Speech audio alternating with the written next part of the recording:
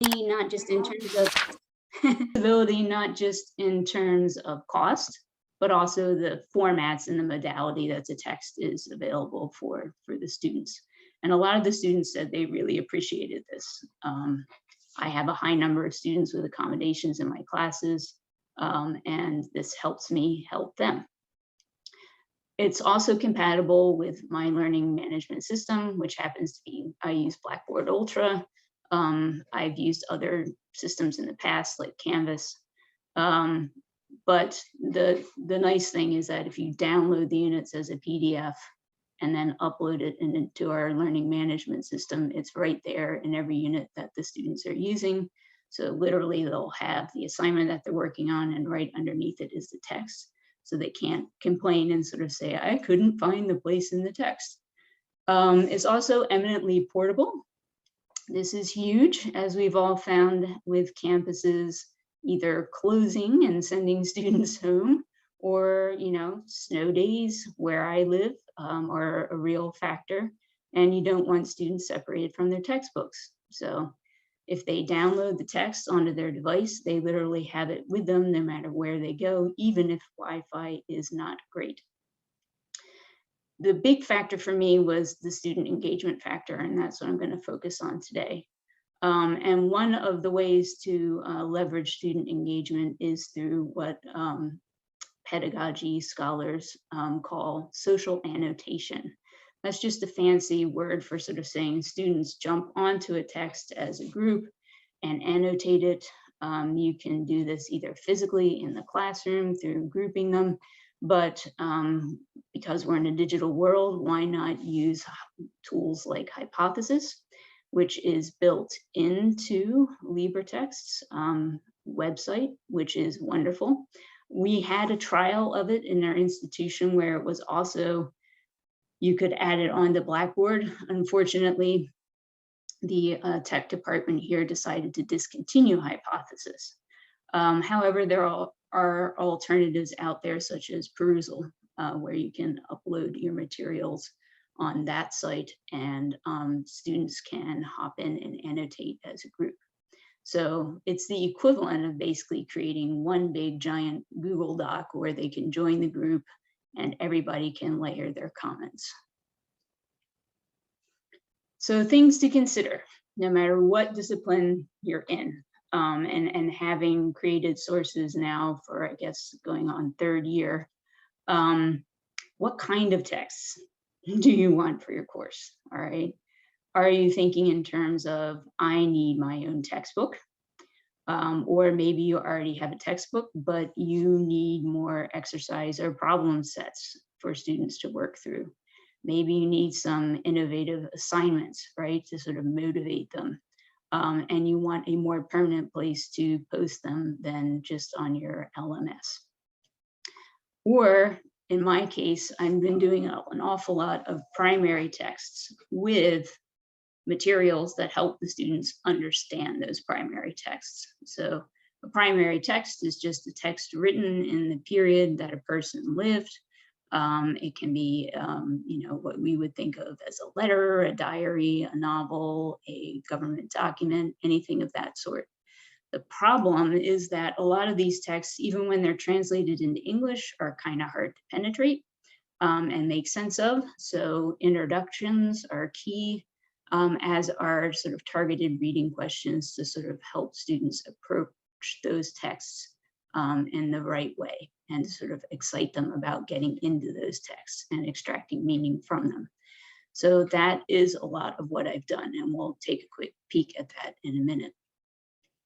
The next big question, once you've decided what text you want to do, is do you want to take texts that are already on the LibreText platform and use the remixer to modify them and repackage them? All right, and there are seminars on that later on today. Or do you want to create your own? In which case you would need a LibreText account. That is then linked to what is known as a sandbox, which is your own sort of experimental creation area. You can also do remixes from your sandbox, but most of the things that I have done have been creating things from scratch. Then once you're happy with the units in your sandbox, you send that all important email to info@LibreText asking them to be moved to your institution's course shell. One thing to bear in mind, and I'm sure there are probably more seminars on this coming up, are copyright issues. So even when you think you have all the copyright issues figured out for things like older translations or editions of text that you're doing your own translations of, or images, it's always best to double check. And I can say this from personal experience, because I literally had to go to war for months with one of my own publishers who had published a source book of mine in order to try and get permissions to use, it was maybe 5 or 6 pages of material out of a 400-page book. And in the end, they said no. So I just had to go back and retranslate the letters from scratch. So you would think it would be a reasonable request. The publisher would say, hey, here's great publicity, but publishers don't think that way. So I would say, if in doubt, check it out before you invest the time and energy in reformatting a text, only to find out, hey, there's still some kind of lingering copyright on it. Final element to bear in mind is the material you need already available?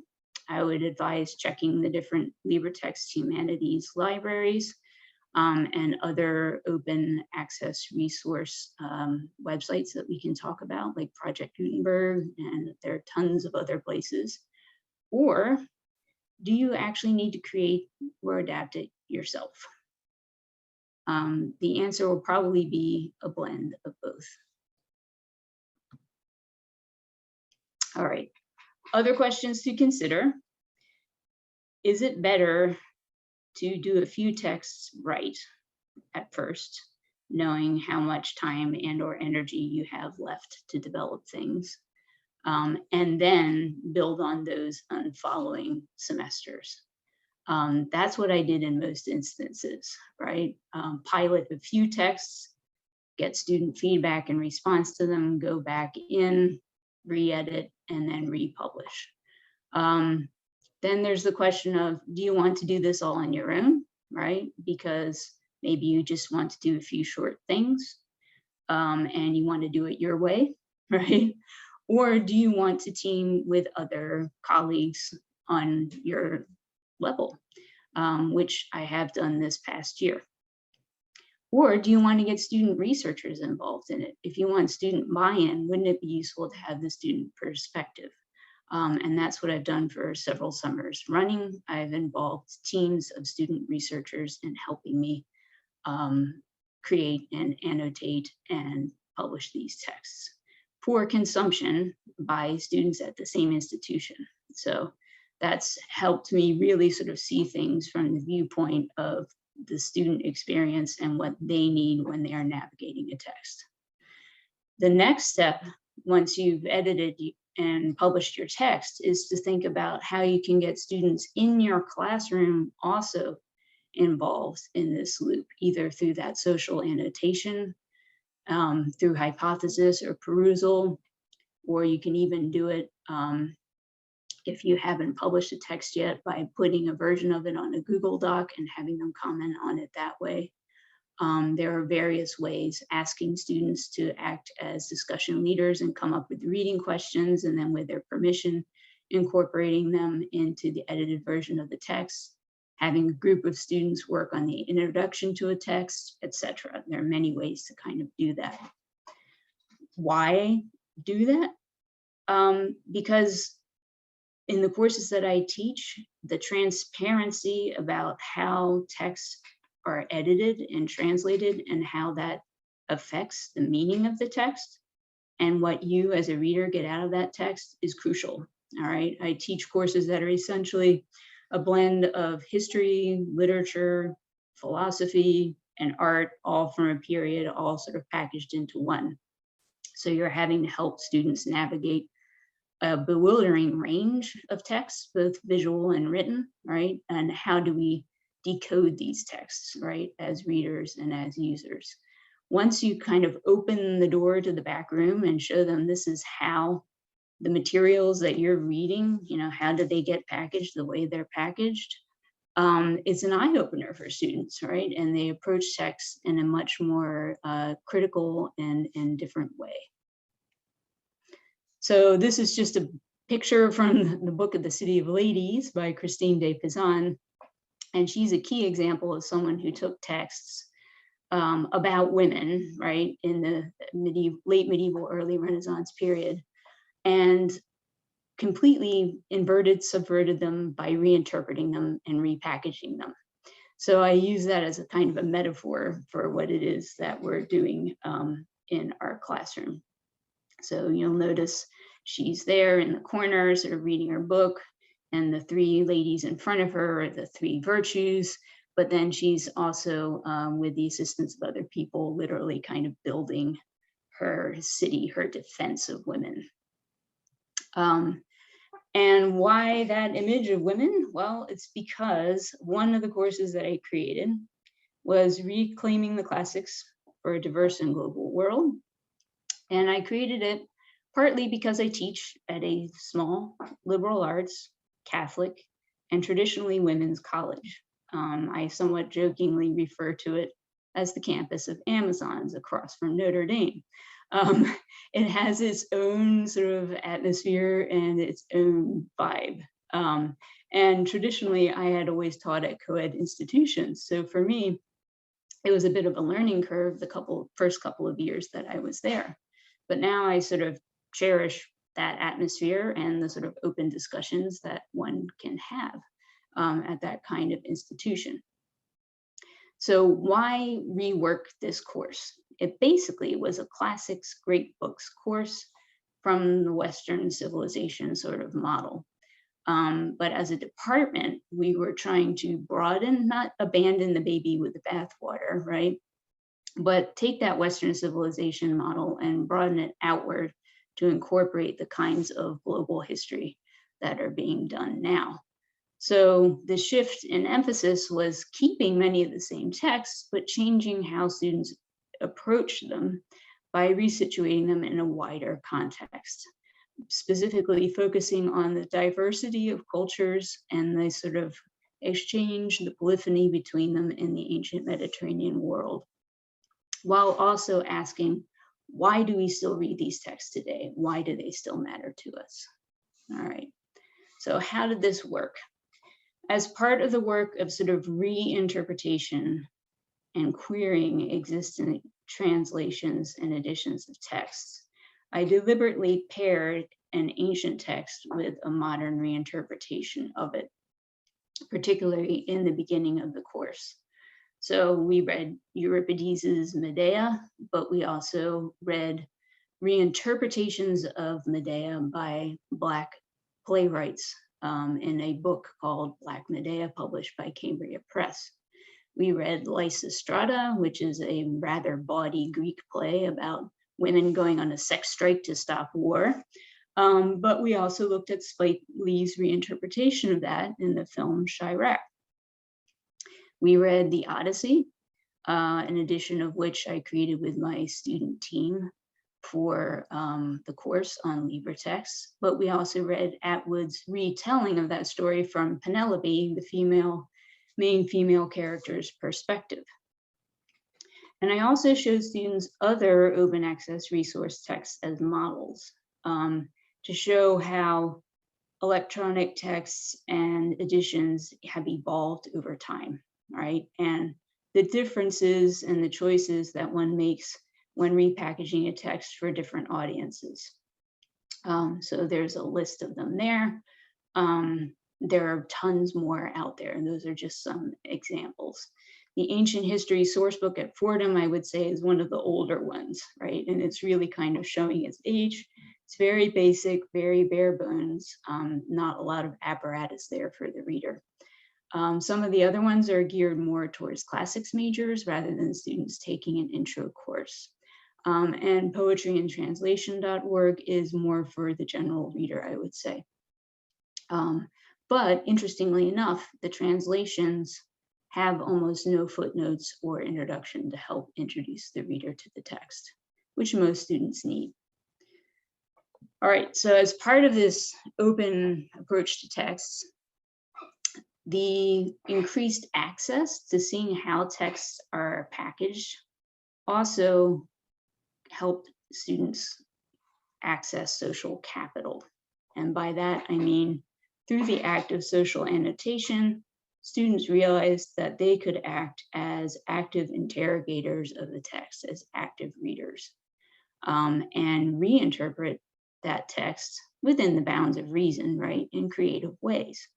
So we did that right at the beginning of the course with selections from Herodotus on various cultures around the Mediterranean world, and questioning, was he an ethnographer, or was he sort of practicing sort of ancient notions of race, right?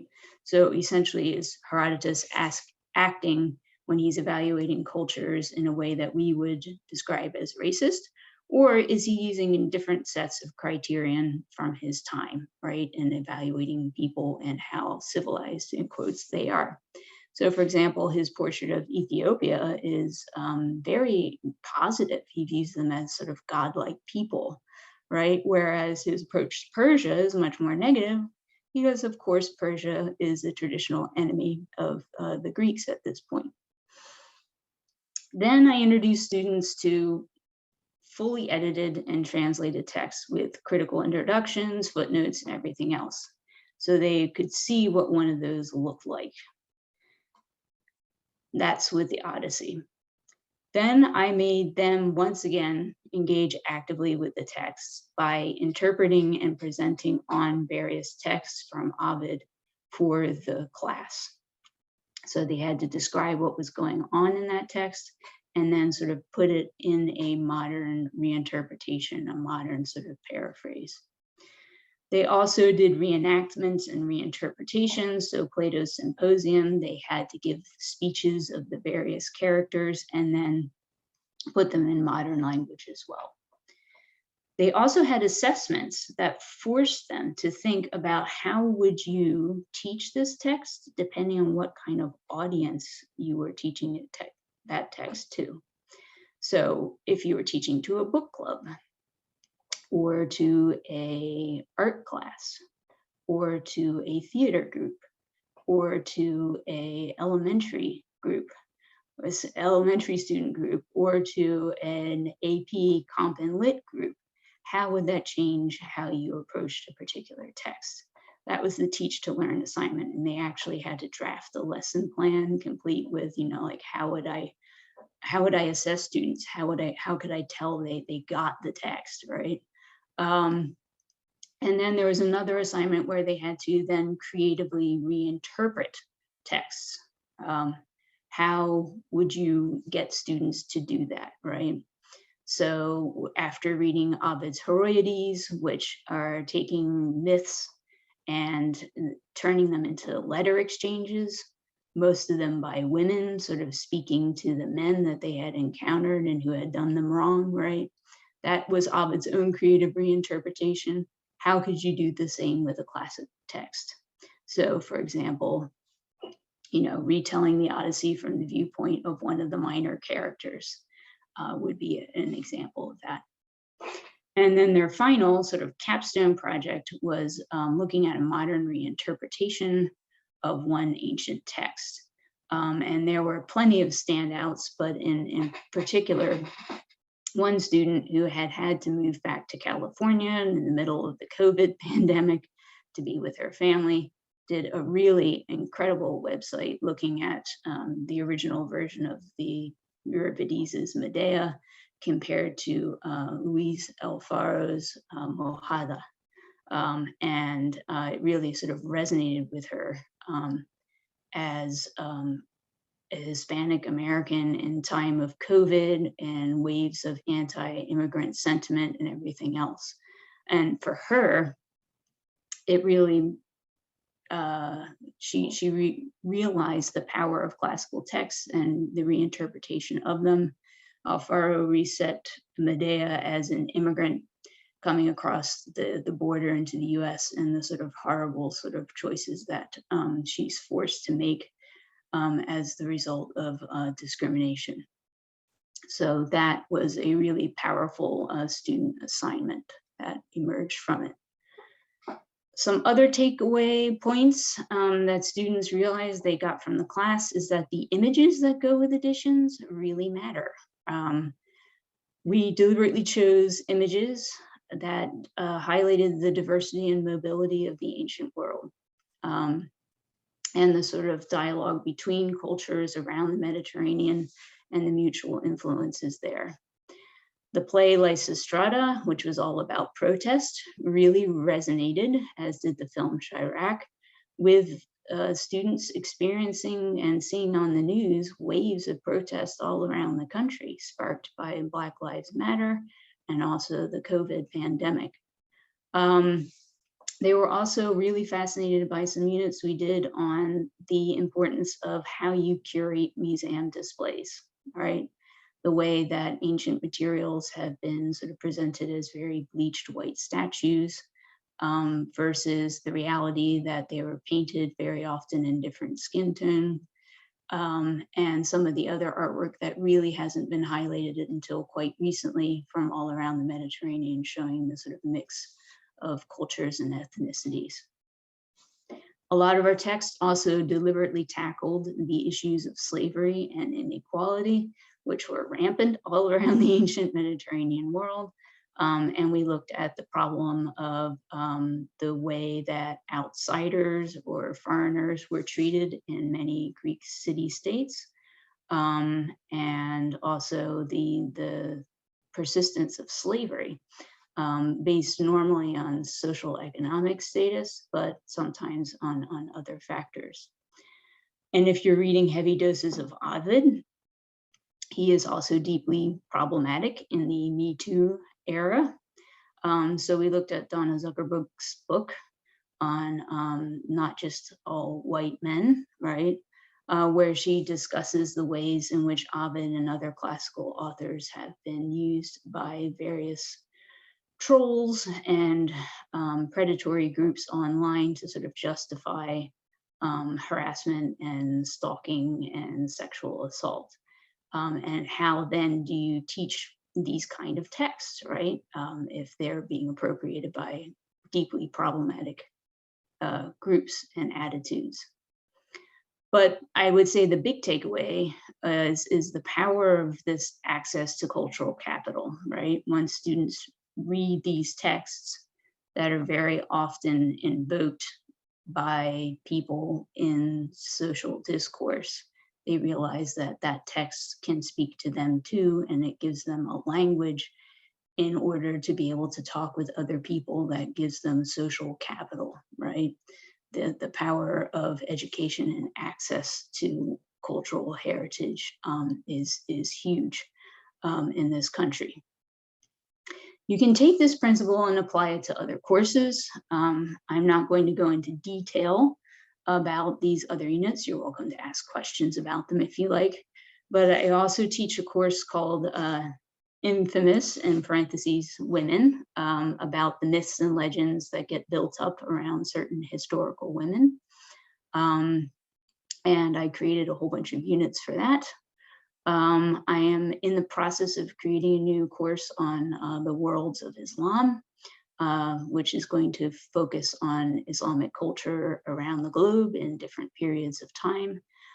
Texts for that are still quite difficult to access, or they're very expensive because only recently they've started to be translated. So I'm working with some fellow medievalists to try and come up with some accessible free versions of those. I also teach ancient and medieval surveys. So I've tried to sneak in some more diverse texts there by authors from medieval Africa and the Islamic world, and also from the worlds of Asia, from the Mongols and from Heian, Japan. So what now? I've probably already done way too much talking. We have a couple options that we can do here at this point. You are welcome, if you already have a LibreText account, to explore the libraries and see what is there that you could potentially use for your own courses, or gaps in the libraries that you think should be filled. You're also welcome to take a look at some of the units that I have created and put up. I will stop sharing in just a minute and reshare the tab to show you how to navigate to those. And I've also created a very short Google survey so that once you have a chance to sort of look around and see what is there, you can put some of your own ideas of what you might do in terms of creating or remixing sources for your own courses. You don't have to necessarily leave in order to do that. I'm also happy to chat while you're looking through things. And then we can always come back and discuss things at that point. All right, I'm gonna go ahead and pop. Oh, we already have the survey in the chat. And what I'm going to do is just temporarily stop share the slides, but what I can do is reshare and show you how to navigate to get to where you want to go on LibreText. Sorry, I'm trying to Would get. it be value if each person introduce themselves, and maybe Yeah. we should have done that at the beginning and maybe give us a feeling for their That would be expertise? good. Yeah. Max, I saw you had your hand up. Yeah, so I'm actually here. I'm not part, it sounds like this is part of a larger LibreText workshop. I just got an announcement about this particular session from one of my colleagues, so I jumped on the call here. I've taken a LibreText workshop in the past, but I have done some work myself in taking some public domain translations in English and updating some of the wording. Yeah. And what I'm really interested in is shifting. Well, maybe I'll just say, I'll finish my introduction. I'm from Fresno City College, very much an advocate of OER. And maybe we can come back to my particular question after others introduce themselves. Okay. Well, it says Delmer Lawson, but you can't believe everything. I'm Bob Belford at the University of Arkansas at Little Rock, and I'm a chemistry faculty member, and Delmar asked me if I would moderate this. And I've been using LibreText for about 5, maybe more years. Right. Veronica? I was about to say, Veronica, did you? My name is Veronica Van Rye. I am currently teaching at Taft College in Great. California while living in North Carolina.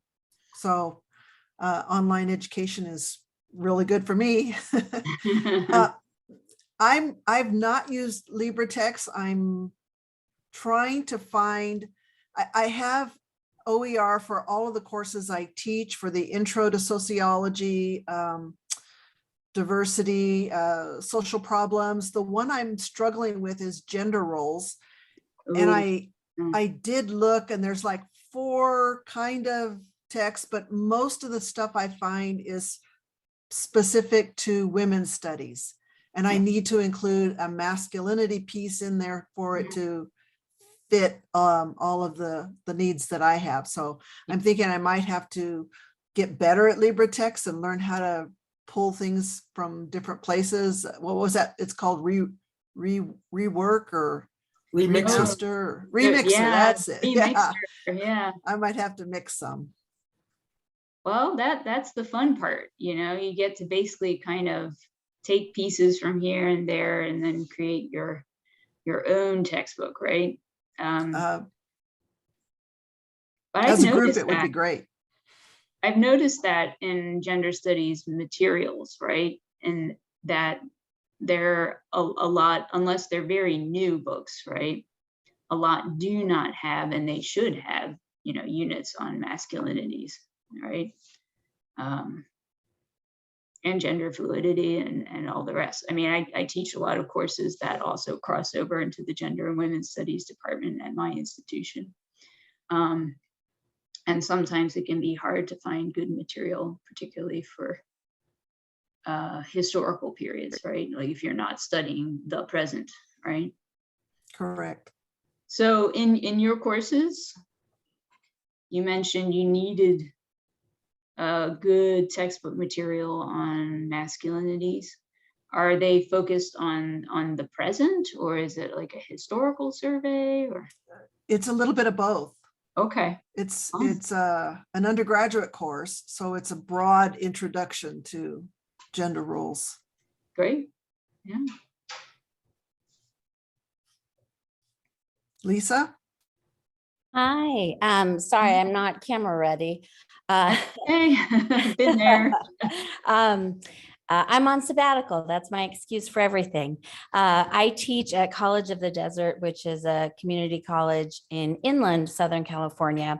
I teach art history, and I teach lower division survey courses. So I'm currently part of an OERI team.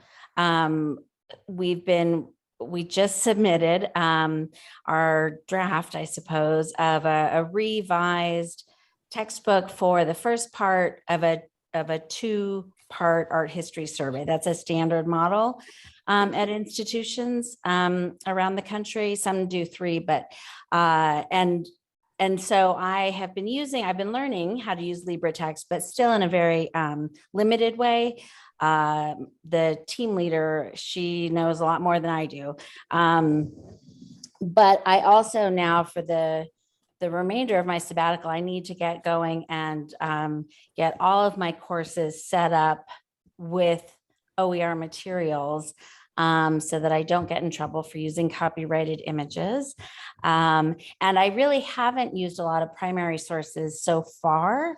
I had been doing more art appreciation courses, and I've been revising that course to make it global.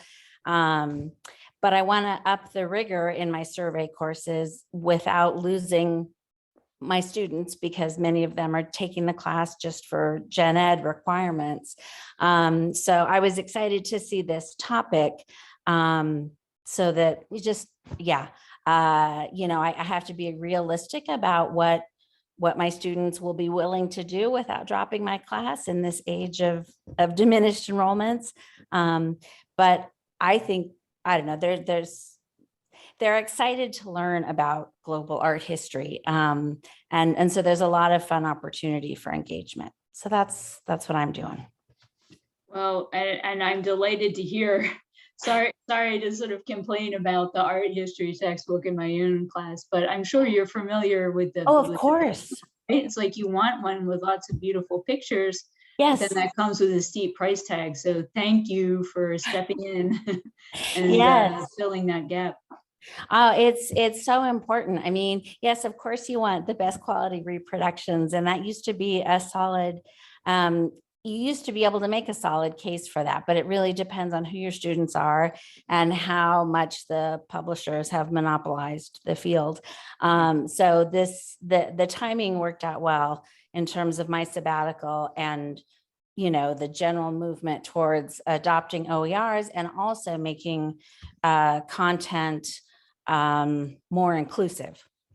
So accessible in terms of cost, but also more inclusive. So I'm teaching my students the history of religion as well as art and, all of those things. So that's what art history is good at, I think. Yeah. Well, and I guess the beauty of OER, right, is that you can also sort of tailor things to your students, right? Yes, exactly. So that they'll have pieces that speak to them, right? Rather than one model fits all. This is what the publisher thinks is going to speak to your students. Yes, exactly. And so we've been able to do that with my little team. But it's exciting that there's the opportunity to remix content in a way that, I mean, I'm at a Hispanic serving institution, so I can better modify the standard text to meet my students' interests. Yes, yeah. So Max, you mentioned that you had done a lot of English language editions. Are there particular texts that you've been working on? Yeah, so I teach philosophy at a community college, and the level of education preparation is quite varied for the students who enter. So I've taken some some texts from Plato, some texts from Aristotle that are in the public, the translations of them that are old now, but some of the language is kind of clunky. Oh, yeah. And I'm also working on creating annotated editions where I have some comments in the sidebar to kind of help ward off common misunderstandings, that sort of thing. What I'm really interested in, first of all, if you could drop that link with the page up in the chat, that would be awesome, because I'm really interested to see the kind of thing that you're doing. Oh, sure. But also I'm trying to shift my assignments more to include more assessments, more formative assessments that focus more on the process rather than the output that they're producing. Obviously, the output has to be evaluated in some way, but to design the assignment so that if they go through the process in a good faith way, they will be picking up the kinds of skills of engagement that I want. And so what caught my attention with this session was the idea of annotating and having students annotate for an assignment. So I'd be really curious to hear your experiences with that and anyone else on this call, and actually creating an assignment. Like, what were student responses, especially for intro students who, sometimes even reading skills are difficult, but certainly dealing with some philosophical concepts can be difficult. I was about to say, I agree. especially Plato and Aristotle. Sorry, Veronica. No, I was just going to say, I agree. The annotating was what caught my attention too. The first thing that came to my mind was I have weekly discussions, which is part of active learning and trying to create a sense of community. So I could see reading the text and having students maybe ask one question, maybe something they didn't understand in the text, and then respond to at least one or two people with a how they interpreted it or what it meant to them. But other than that, I am really open to hearing how it could be used. Have any of you worked with folksonomies? Sorry? Have any of you worked with folksonomies? No. Tag taxonomies. Okay. So one of the powers of hypothesis, I've worked with hypothesis for about 5 years. I know Dan Whaley, who's the founder of Hypothesis, and I've had students set up tag. If you tag, when you make an annotation, you can tag it. And a folksonomy is a way of navigating the web through social tagging. So you can take disparate documents, tag them, and open them up in the same view. Have you been to the Hypothesis pages? Do you only use them in LibreText, or do you actually go to Hypothesis? So I actually don't use LibreText right now. I just have my own texts, and I actually am able to print a lot of my readings, my OER readings, for my students, so they have a hard copy. Another amazing thing about Hypothesis is you can, if you open up your PDF to the web, yeah, you can annotate a PDF on your computer, and they do not put it on the web, and a student can see your annotation on their computer. And actually, they have a web server that they take it in and put it in. It's mind-boggling. But I've used it in about 20 classes. yeah. And I can show you, but I flipped a class once. I was teaching a course in Python programming, and my students would go out on the web, find the scripts for how they would solve a problem. Then I would force them to tag it. Then I would go to the pages they found, analyze their work, and discuss their different solutions to the same problem. But it allowed me to navigate, so it allows you to connect documents across the entire web.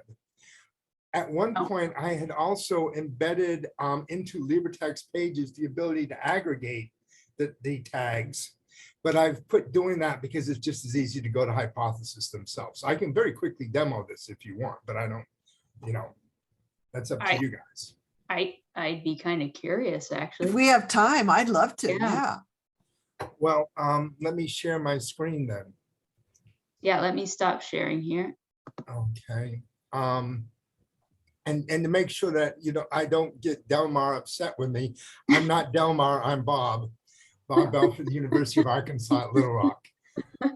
Let me just go grab a page here. And let's see, let me just go to my prep chem course. I also use the adapt system in this. And if I click over here, this is where the tags are. This is okay. Somehow I got logged out because let me log back in. So these are courses that I've taught or my students do it. Let me see if what one might be. Bob, we're not seeing. I was about to say, I'm getting kind of layers of Zoom tiles. Oh, no. Okay. Okay, hold on. Now not. Let me try again. Share screen. And screen one. I have 3 screens up. Oh. Okay. This is That looks better. Yeah. What do you see? Preparatory chemistry? Chemistry for LibreText. Yep. Preparatory chemistry. Okay, this is the hypothesis overlay. This is, let me just jump. This is my fall Internet of Chemistry Things course, which I think may have had some activity. And if I click here, these are different tags that students had used. So this is like Python 3 from the UALR fall 2018. If I click here, it shows me all the pages that were tagged by that. Now, each student, their username is also tagged. So this is a tag filter system at the top. So I use my group. So each class has its own tag group. So I can have different students talking on the same page and not seeing what other classes see. So when I tag my class group, that's the first tag. Then I have a tag, but also I can have a user tag. So I could go over here and look at this student here, EMD 13. And these are the 3 tags that this student made with this tag to this class. So it allows you to, and then I can click on one of these. We'll see if this works. This is a, okay, so, and now it's saying I'm not logged in. And it jumped me to public. I was in this class here. Okay, so this was the tag that student had made. If I click to here, okay, so it went down this page. Now in LibreText, they always hide the tags initially. So if you go to my textbook, it looks like a new textbook, but really it's a used book, and you have to open the annotations. And I'm not sure why this tag isn't showing, but if they tag something inside of one of these boxes, it won't show. And anyway, so these are the contextual links that allow me to go across the web and see the different resources that different students had pulled up on a specific page. So hypothesis is very, very powerful. And I think tagging is an area that a lot of thought needs to be done, because it forces you to structure the information that you've got. Yeah. And I teach chemistry, and so most of my courses don't really go into that. This Internet of Chemistry Things course does do that. So that's why I chose that one. but yes, so hypothesis is built into LibreText, as you mentioned. I don't know if there's any other questions. I don't want to. So we don't And- have to pay for it? No, it's No, free. It's So, free. do you- It's from a nonprofit foundation. What you do is every one of your LibreText pages has this eyeball over here. Yep. And if you click the eyeball, and then you'll probably see something that says you have to go to hypothesis. Because I'm logged in, let me just open this.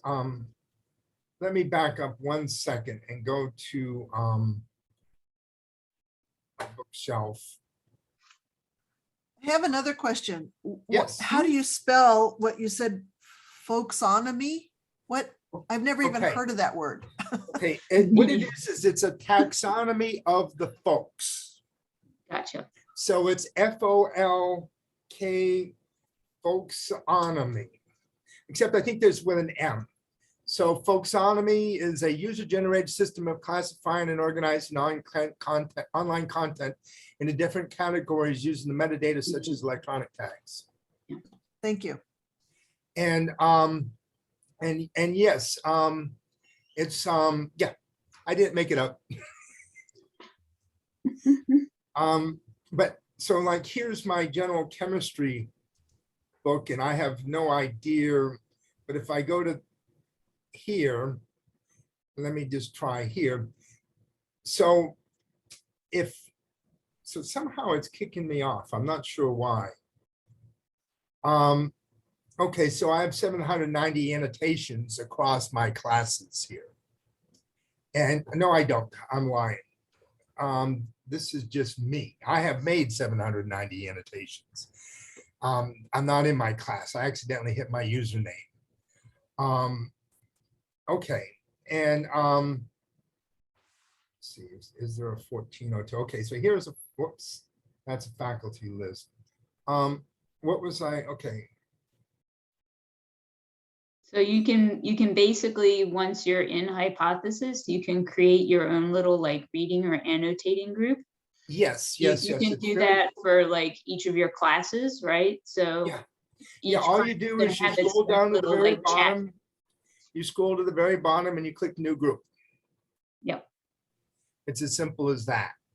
And then and the thing is, and making annotations is as simple as just highlighting and annotating. And then you go over here to make a tag. And if there's a tag that's already been made, what I'm trying to do here is get to the group itself.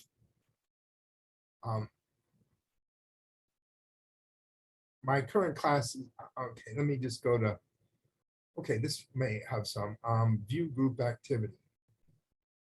Okay, so F19 is a current tag. So if I go back to that class and I'm in the group that I just opened, and I type, I think I'm in the wrong group. Yeah, I am. There is a problem if you've got as many tags as I've got. Because you can forget. Okay, so this page here, I believe, may be annotated, and if I click here, no, nobody in this class annotated this page. But you have to open that to see the tags if you're following me. And the only other comment I would make is when you are making a tag, now I believe F19 was in this group. I'm not sure why it's not auto-completing. But once you've made a tag, you've got to make sure you hit that enter sign. If you don't have the ability to hit the X, you did not make the tag.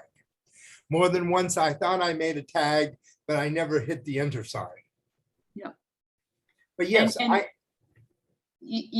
you can not only use tags, right, but you could assign your students to look for and comment on particular things, right? So sometimes I'll have them pick a portion of the text that just puzzles them, right? That they don't get, right? So that way we can focus on that first in class, right? You know, once people start admitting that they don't know everything, it makes the classroom environment a lot better, right? Because we all are going to have passages that throw us, or you can get them to look for specific, you know, like philosophical terms that Plato or Aristotle is using, and then try to explain them and put them in their own sort of plain English. Or if you find some context in a disparate article, you Yeah. can simply you can go to any page on the web. You have to highlight, you have to activate hypothesis. Go to any page. This is a Wikipedia. Annotate it. I'm going to just call this a test. Okay. If you make it public, anybody in the world can see it. And then if you post it public and you don't want to tag it, and then you come over here and hit this link here, the share link, Control C, I will put that in the chat window. If I can find the chat window. Sometimes when you're sharing your screen. yes, Okay, I believe if I did this correct, you just got a link in the chat. we did. And does it take you to this page? Scroll down to where it is Napoleon, yep. and takes you to the highlighted text. So if you found some slice of information you wanted to discuss, you Nice. can make what they call a contextual link, and it goes to that. Now I'm getting a little bit off subject, but have you heard of Tim Berners-Lee? No. Well, Sir Tim Berners-Lee is considered as one of the pioneers of the internet, and he wrote a book, an article, a paper in 1989, putting forth the internet, and he's part of the W3C Foundation, and he basically had annotations as part of the original version of the web. And in fact, they were in the original annotations. I'm trying to find an article. I was hoping annotations in the original Mosaic browser. Oh, my word. Yeah, that's bringing back memories. Okay. Annotations was part of the vision of the original web. Okay. It's worth looking into. Yeah. What I'm seeing here is we would have to create videos to show students how to use it before we actually included it in any kind of an assignment, because it's not quite as easy as Bob led me to Okay. believe, or I'm a Okay. little thick in the head. Hold on one second. I may be ahead of you. I think it I have to depends, think. I think it depends like what level of complexity, right? 100 level students. Right. So I Okay. think the most basic thing is to just open up a text on LibreText and then that little tab on the side, and then just create a group, and then they can comment on it, right? So I'm going to give you a link to a video that I made on how I use annotations. Cool. Copy, get back to chat, Control V. Okay, yeah, this was, I've used it in several different ways, but yes, this was a video that I basically did. For example, some of the best practices, you never want to highlight one word. You want to highlight enough of a sentence so you can read it. Students will tend to highlight this, and then you can't follow them when you look at the annotation, if you understand what I'm saying. But yes, I have several videos that I've made over the years now, realize that LibreText has changed, and some of the things that evolve. But there's one YouTube. Go to Hypothesis. It's hypothes.is. They have a lot of resources now. If you go here, You create an account, log in, you can, yep. Any other questions? Yep. No, that Okay. was a lot. Check out Hypothesis. They're really good. And Del Mar has them integrated into LibreText. Yes. My students love it. I love it. And tagging is So- a very powerful tool. So what I'm thinking is I could use one of the texts, because there is a decent text in LibreText for gender studies. And then maybe bring in, I've got some web sources for the masculinity piece to supplement that Yeah. and include, but this is all new to me. Thank you. It's a lot to comprehend. All right.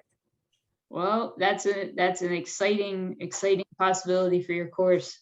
And even if you can't don't have the time to remix it before you run the course, what you could do is get them to annotate the text that's on LibreText with the sources that you provide them, if they're on a website or an article posted elsewhere. Good idea. Thank you.